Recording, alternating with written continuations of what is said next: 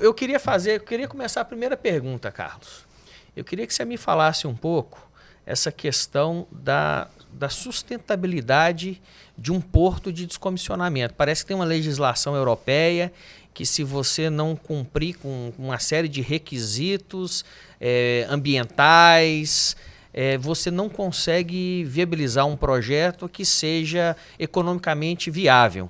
Fala para a gente um pouco dessas exigências internacionais aí para um porto de descomissionamento. Exatamente. Olha, Vamos começar pela legislação de Hong Kong. Os armadores europeus, em sua maioria donos das grandes plataformas e as mais caras no mundo, são europeus. Eles têm que atender uma série de requisitos, né? Requisitos que vão impactar lá no valor da ação negociada deles lá na Bolsa de Frankfurt ou em Londres. Então eles têm que atender uma série de normas para a disposição final desses ativos quando eles não têm mais interesse econômico. Então eles seguem uma série de regulamentos, né, emitidos por comunidades técnicas europeias, especialmente a DNV e a Bureau Veritas, mas especialmente atendem uma resolução emitida em Hong Kong. E por que isso acontece? Porque você sabe perfeitamente que tudo aquilo que é feito a nível industrial precisa ter, depois da sua vida útil, precisa ter uma disposição adequada, para não gerar mais problema ambiental ou não gerar mais dano à sociedade daquilo que realmente precisa ser bem disposto. No caso de uma plataforma de petróleo, né, você tem muito aço, você tem muito plástico, você tem muitas substâncias, né, que poderiam até danificar o meio ambiente. Você tem um custo muito elevado para você fazer a disposição desse tipo de equipamento. Nós estamos falando primeiramente de uma plataforma tipo FPSO, mas existem também as semi-submersíveis, tem as fixas também, e tem as estruturas submarinas. Esse tipo de equipamento ele vem de uma indústria que é uma indústria muito conhecida, que é a indústria do petróleo e gás, que é uma indústria que gera muitos recursos, gera muitas soluções, mas muitos recursos também, ou seja, uma indústria de alto valor agregado.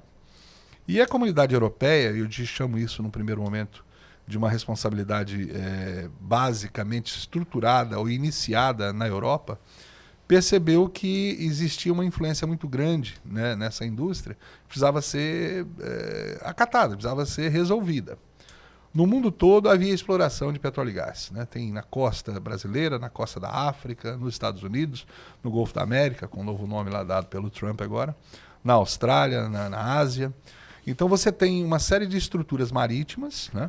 Eu chamo de estrutura marítima tudo aquilo que evidentemente está no offshore, desde as embarcações até as estruturas submarinas, que depois da vida útil, como as seguradoras não dariam mais os certificados, né, porque existe um risco maior quando você tem uma estrutura mais envelhecida, daquilo causar um acidente. E o acidente no mar, com vazamento de óleo, vazamento de gás, ou acidentes mesmo, do ponto de vista incêndio, eles são muito graves. Quando acontece, é muito difícil você contornar. Já temos histórico aí, né, de vários acidentes. E aí as seguradoras não dão mais as apólices, e sem a apólice você não obtém os financiamentos para continuar explorando aquela região, aquela área ou aquele poço. Então essa estrutura marítima precisa ser descomissionada, ela precisa ser desmantelada. E esse desmantelamento, ao longo dos últimos 50, 60 anos, esses processos de desmantelamento, eles percorreram caminhos diversos, especialmente da tecnificação. Nos últimos 50, 60 anos, tanto os europeus quanto os americanos procuraram organizar melhor esses processos. Criaram essas normas, criaram processos técnicos muito bem fundamentados em engenharia.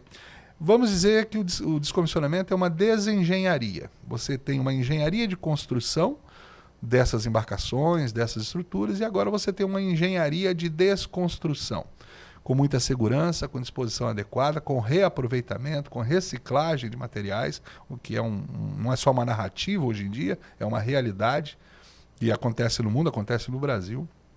E eu fico muito feliz de ter encontrado agora um ambiente propício para a gente começar a debater esses temas no Brasil.